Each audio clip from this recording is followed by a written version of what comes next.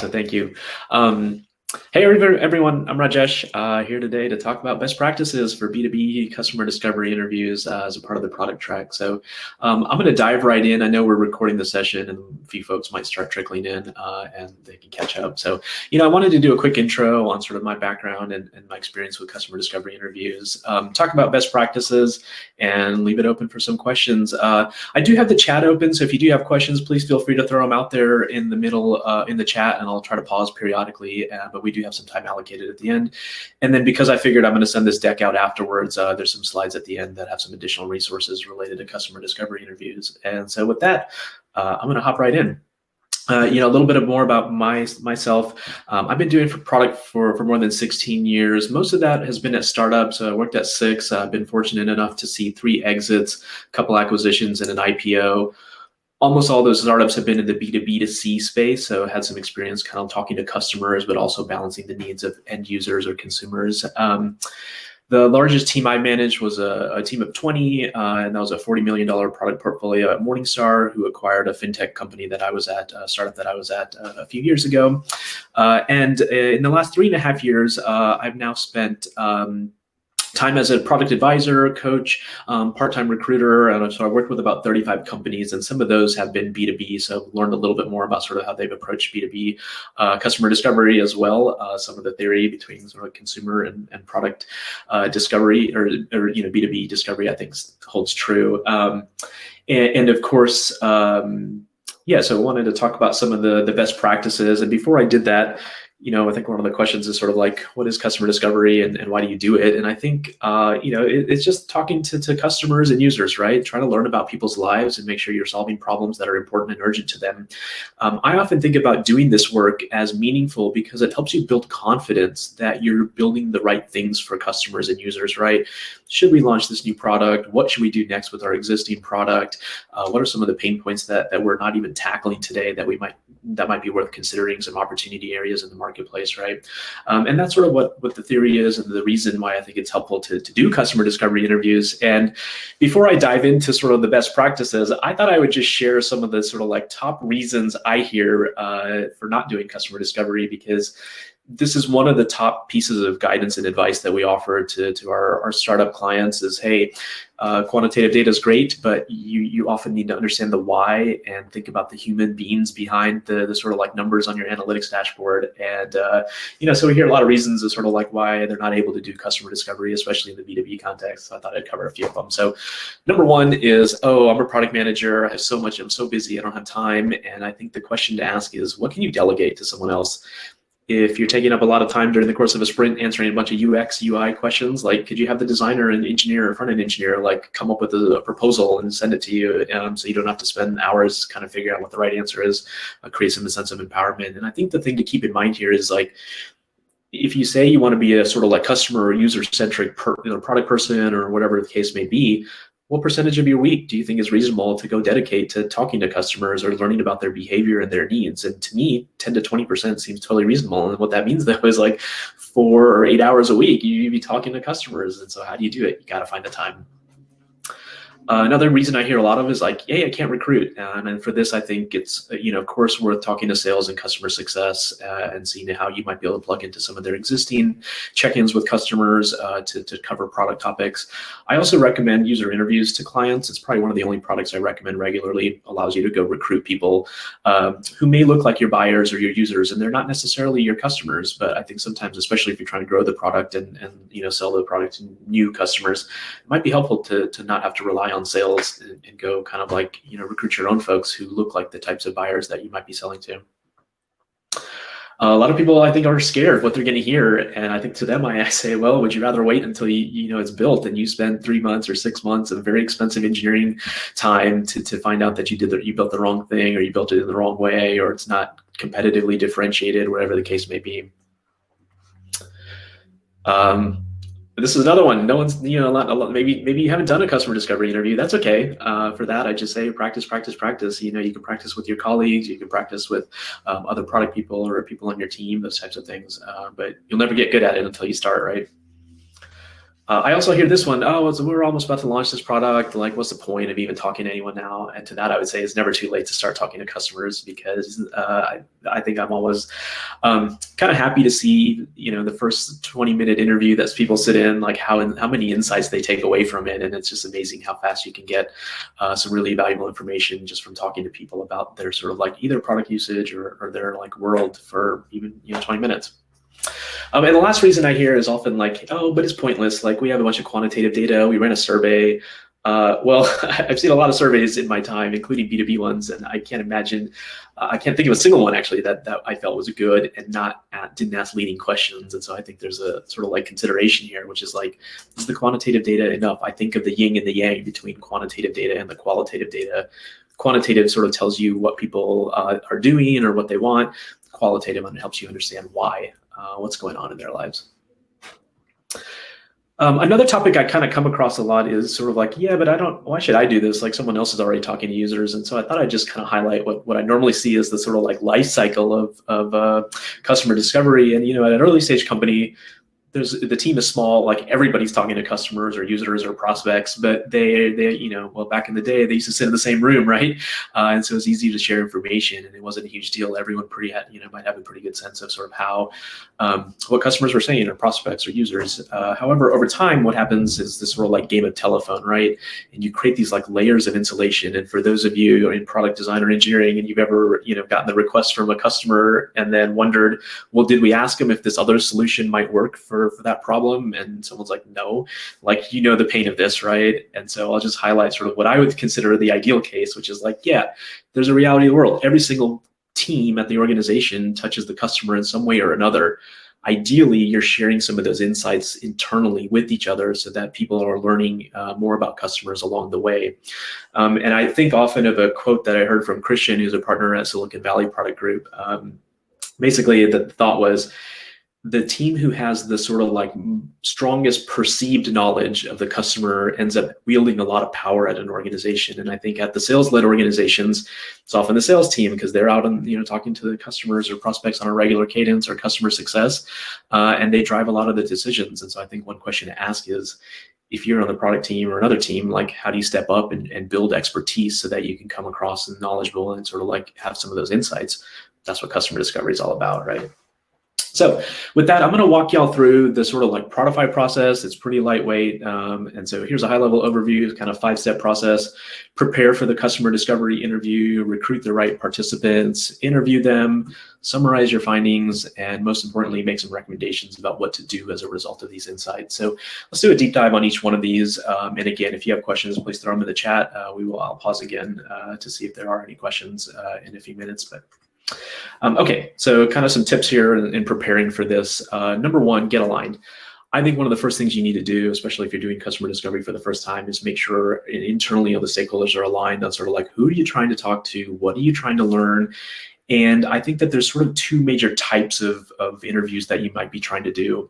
One is generative, and I think of these a little bit as more strategic, right? Helping identify what are some of the key outcomes that this person or persona or group of people are trying to achieve in their life, maybe understanding the competitive landscape. These are things in my mind that can help inform big picture vision, strategy, competitive positioning, those types of things. There's also these evaluative interviews, and this is like, a usability test, getting feedback on something more concrete. And so these are kind of the two big buckets in terms of the types of interviews you might want to do in the customer discovery space. Once you've sort of gotten alignment on those things, I think it's helpful and really important to sort of gather hypotheses, which is, what do people think we're going to hear when we start doing these interviews? And the reason I think this is incredibly helpful, especially if you're doing sort of like your first round of customer discovery interviews or bringing it to the organization, is afterwards, it's really clear how helpful or insightful that we did learn something, or that we validated something that we thought we were going to hear. And I don't think validation is a bad thing. I think it helps build confidence, and especially when you're about to go make a decision to invest lots and lots of time on the product development side of things, having some more confidence and evidence that you're building the right thing is really meaningful. So this is sort of the second big thing that we do in the preparation step. I have a couple of examples. So on the generative interview side, like here's a sample B2B script, and I normally assume 30, maybe you could get 45 minutes with sort of B2B buyers or B2B users. And so intros, warm up, I'll talk a little bit about sort of what this normally looks like. Just introduce yourself, explain the context of the discussion, what you're hoping to learn, their role, those types of things.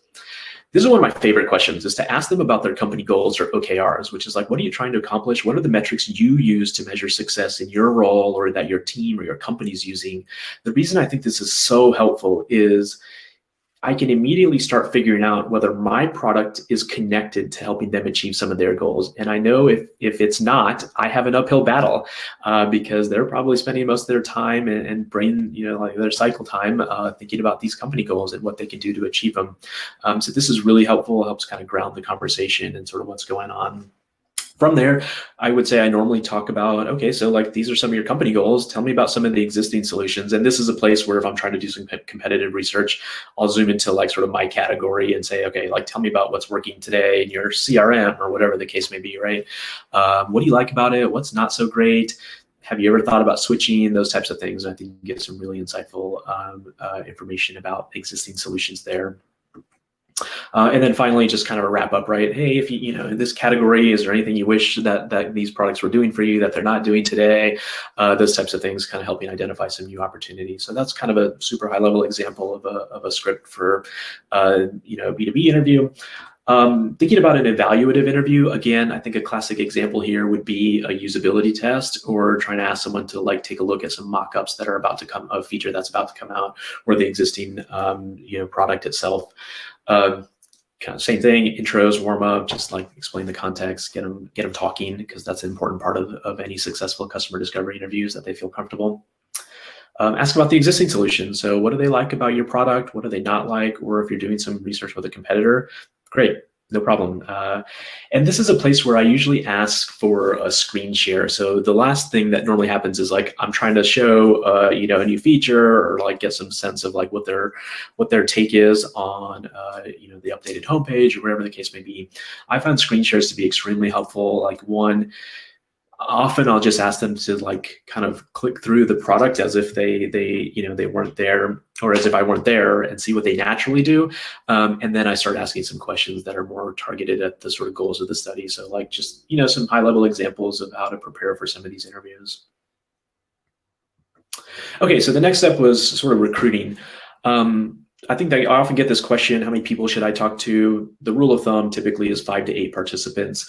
The reason this is sort of the rule of thumb is if you target the same type of participant, after 4 or 5, you start noticing patterns, and you can sort of extract some insights. And I think this is helpful to know that it is a rule of thumb that sort of played out, from my personal experience, as well as sort of like in the sort of like, user research community.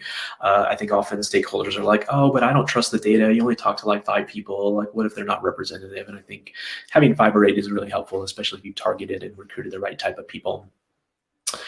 Sometimes you might have to pay folks, and this is a link, as I mentioned, I'll send the deck out later, but User Interviews has a good guide. I think in the B2B space, I typically see like, $1 a minute, maybe $2 a minute, kind of in that range, depending on sort of like, and the higher up you go to like the C-level, the more expensive it gets. So I think you might have to consider budget-wise, especially paying for an incentive.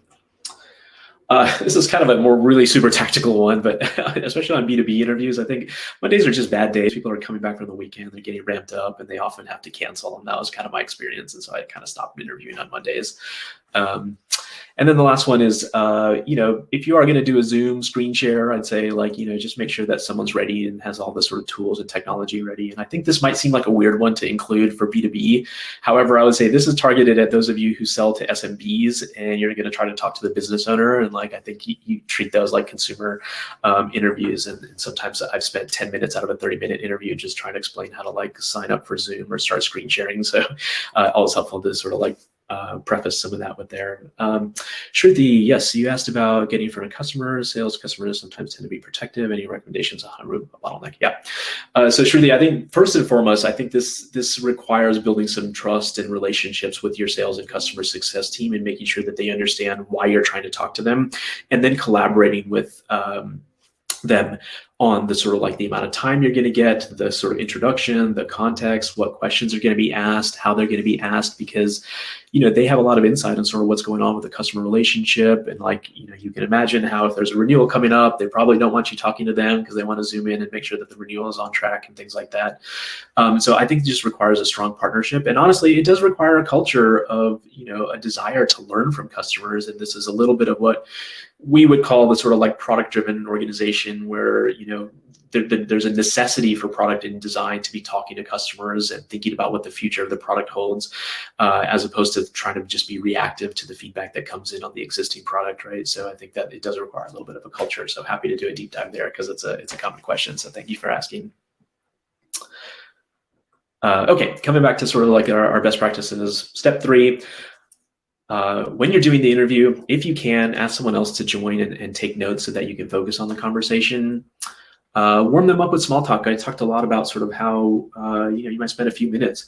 You're about to ask them to do something that's pretty unnatural, right? You're going to ask them some questions that they've probably never talked to anyone about. You might ask them to talk out loud while they're clicking through your product or a web page or something. These are not natural, so I think you just have to get them used to saying like, "Hey, I'm comfortable talking to this total stranger." One of my favorite things to do during this warm up is just say, "Hey, I'm just looking for your opinion. There's no right or wrong answers today, and thank you so much for your time." And that's like a typical kind of like warm up banter I would have.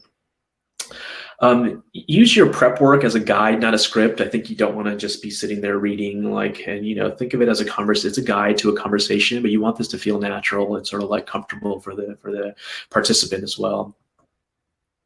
Watch out for leading questions.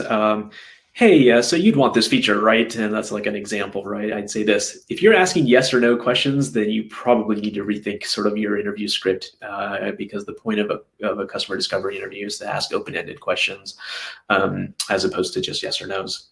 You get some much more rich insights out of it.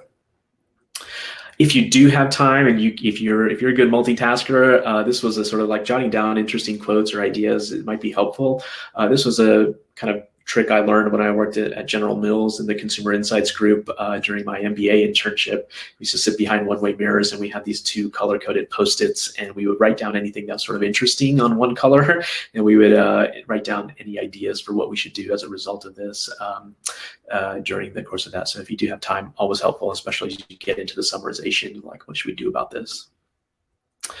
We talked about screen shares. There are some situations where you might be able to share your screen and ask them what they're thinking. I find it's much better to send, the Envision or Figma link to them if it's a clickable prototype, and ask them to share on their computer because they're comfortable with their browser. And sometimes just looking at the bookmarks is like helpful insights of like how some people organize their computers. So I think it's just more natural for the participant to be sharing their own screen as opposed to trying to click through on yours.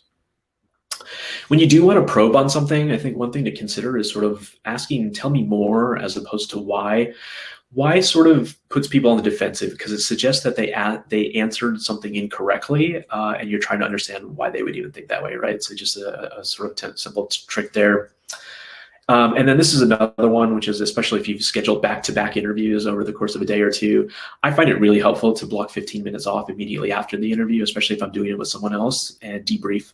What'd you learn? What was interesting? What were some of the insights that you took away from this session? And just write them down in a Google Doc or whatever, and just have some of those notes, because that's going to be really helpful during the summarization step, which is going to come next. Yeah, George, thank you for the additional context in the chat on sort of like how to approach the sales and customer success teams on allowing these interviews to happen. Okay, so the last kind of couple steps here, you've recruited the right people, you've done these interviews, now you want to summarize. For this, I'd say what was interesting, look back at your notes or maybe the recordings and think about what was interesting, what was validating, and did you have any ideas? Another thought I'll just throw here is like, this summarization step takes time. If you did a 30-minute interview, it very well might take you 30 or maybe even 45 minutes to go back and summarize some of the key insights, so make sure you've allocated the time for it. I often try to summarize and group the insights into themes. So after I've gone through all the interviews, I then look at them and say like, hey, are there any commonalities or threads that I'm noticing here? And some of them might be like, oh, I'm sort of, the motivation seems to be similar. All of them mentioned this competitive differentiation. So that's helpful to sort of like group things into those themes. Once you've got those themes, extremely powerful to pull the verbatims, and I think what I've seen more of, and the tooling is getting better these days, pull the audio clip or the video clip immediately into a document and be able to sort of like say, hey, I want the voice of the customer to come through clearly here. I don't want to be the one reading these verbatims. I'm actually going to hit the play button and let you hear exactly what I heard during this interview, and I think it's really powerful. And it reminds your stakeholders of the human beings that are behind all these interviews. Another tip I really love is, if you spent the time going to document all those hypotheses of what you think you're going to hear, go back and say, okay, I'm going to put a check mark next to the ones that we validated. I'm going to put an X next to the ones that were invalidated, or I'm going to put a question mark next to the ones where I'm like, actually, I don't know that we got a clear answer to this sort of hypothesis. And those question marks can be used to then inform like the next round of customer discovery or interviews that you might want to do. Okay, last sort of best practice here on the recommendation step. I think the first thing I'll offer is like, what are the types of recommendations you might offer or might have? I think there's big picture ones, which is like, hey, there's new problem spaces, or in the framework that we use at Prodify, we call it key outcomes that customers or users are trying to achieve. So like, hey, we were missing out on some opportunities and we might want to refine what we're helping customers with.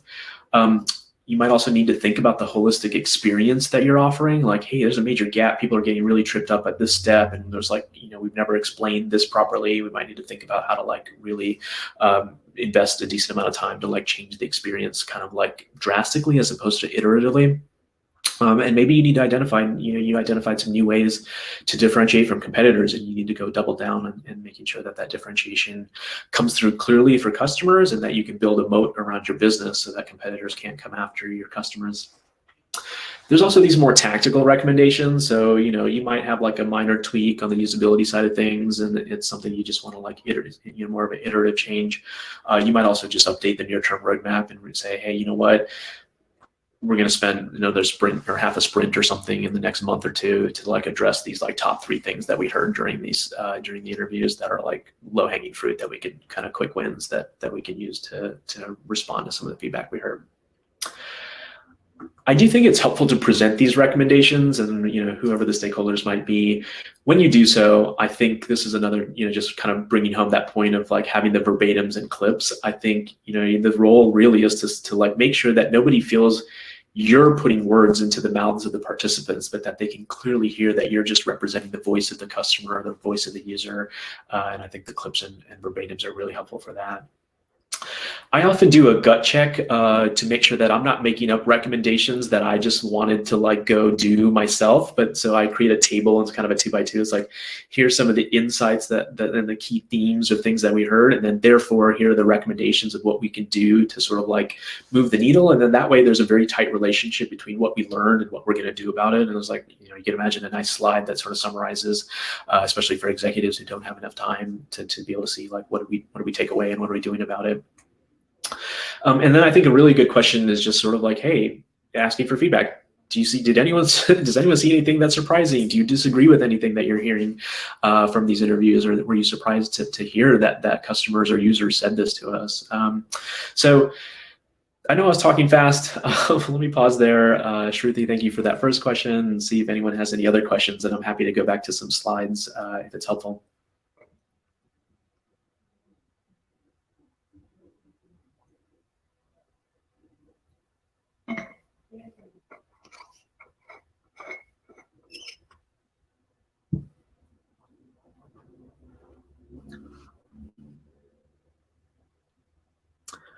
Yes, Audrey, how do you think about design's role with respect to this research? So I think they're integral. And I think, the way I think about product is like, there is this trifecta, right? Product design, engineering, and ideally they're all moving together. In fact, I think a lot about sort of agile, or what I now see as like mini waterfall processes that with a lot of my clients. And I think it's really important to pull, even a tech lead and the design team up early into sort of these discovery interviews, because the other way, we kind of talked about that game of telephone. If you don't, then you as the product person, let's say, might be doing the customer discovery interviews where you have a user research person doing it, and then like, at each step of the way in this game of telephone, context and insights are sort of lost, right? The sort of fidelity of information goes down. And so I think the more you could pull research and design into these early stage discovery interviews, the better. And I think technology and engineering as well. At the end of the day, at some point, you're going to come back and start brainstorming some solutions. Like, hey, these are some of the problems we heard. What are some of the things we can do within our product to help customers or users solve these problems? So I think it's really helpful to have them early. Shruti, another question: how does B2B discover from B2C? So I do think, like, recruiting, getting people's time might be a little bit trickier. There are a lot of panels like user interviews where consumers are willing to spend 30 minutes for a $30 Amazon gift card, and that's it's great. It's kind of interesting. I think recruiting can be one of the sort of tactics that gets hard, especially when you're trying to get to the buyer in the B2B space as opposed to the user. Sometimes it's hard to get to those folks because they're executives that are busy, and it's like, so I think that's one of the main differences. I will say that I think the commonality is that everybody loves sharing their opinion. And so once you get someone into those interviews, they're excited and happy, and they feel like they're part of the product development process. And I think that there's something powerful there. And one of the things I usually ask at the end of an interview is like, would you be willing to talk to me again if I had more questions, or if I was going to come back with something a little bit more concrete for you to react to? And that's a great way to build up your sort of like customer discovery advisory board, or like, your own private pool of people to call on. Deepesh, any advice on best practices for discovery in an agency consulting type of setting? Yeah, Deepesh, I'm not sure if you mean like, how do you get access to your clients, customers, and users? If not, just throw something in the chat. But I think I might think about it in the same way that we were talking about earlier, of like, how do I get access to my own customers and users when I know sales and customer success are sort of protective of those relationships? And I think there was definitely some questions there around like, how do you, and I think George has some thoughts there of how do you pitch it. And I think, look, at the end of the day, there is a common goal. Everyone in the organization should want to have a better understanding of customers and their lives and why they use our product and what they like about it, what they're hoping to accomplish, what they don't like about it, or why they're using competitive products. And I think that when you get that sort of user centricity or customer centricity sort of like culture, then like everyone should say, yeah, I don't really care which team is doing specific interviews. What I do care is that there's a flow of information back into our organization about customer needs. So that's kind of my thoughts there. Yes, Michelle, any recruiting agencies you would recommend general strategies for recruiting interviews? So I do have some. Let me just share my screen here. So just so you know, these are some of the resources. If you want to like kind of read more about customer discovery, I'll share the deck.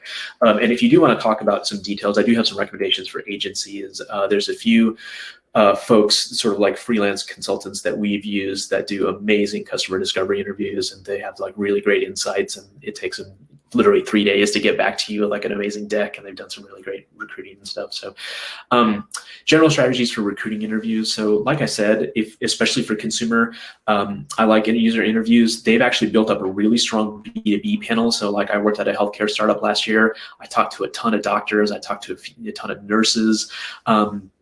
I think you can get into, I used user interviews with a client maybe 2 years ago, and we talked to like management consultants and accountants. And so I think that, the B2B is like user interviews is kind of my best recommendation for recruiting. They've got some amazing products there. Yes, Tanvi, you mentioned earlier the ideal case is to include engineers. What are your recommendations on starting a culture where engineers are involved as well and beyond? And also, who from the engineering should be most involved in pulling it? So, Tanvi, I guess what I'll say here is I don't think you personally can do anything necessarily. I think you have to recruit engineers who are deeply interested in the customers and the users of their software. And, I've started to realize, having seen lots of different types of engineers, that there are some engineers who just want to put their head down and you tell them what to build and they'll ship it. And that's like exciting and interesting to them. And I've seen the other end of the spectrum, especially at more consumer facing companies where the front-end engineers in particular, deeply curious about their users and what motivates motivates them and why they, what they're trying to accomplish and use cases and jobs to be done and all those things. So I think you might be able to talk to your existing engineering team and find out if there are some people like that who just never spoke up because they didn't even realize that it was a possibility that they could come participate in these customer discovery interviews. One easy answer there might be that when you schedule them, just let engineering and design know and just say, hey, if you want to come help me take notes, like, please feel free. I'll explain it to the participant. And I don't think you want 8 people talking to one person, but I think 2, maybe 3, it's okay. Who from the engineering team? I tend to lean on tech leads or the team leads because I think they can provide some great thoughts. But honestly, any engineer is great. And I think the more that you can get that person to then take some of the insights back to the other engineers and be like, oh no, now I understand what this product person has been talking about for so long. I heard it very clearly firsthand myself. And like, this is the context.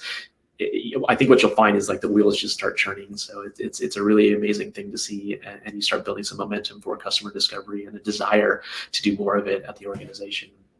So, hey, I know that y'all might need to drop off. I think we're at time. Like I said, I'll work with the Empower team and figure out how to get you all these slides. But thank you so much for joining today, and I look forward to hearing about how customer discoveries interviews are starting up at your organization in the next couple of weeks, hopefully. Thanks again.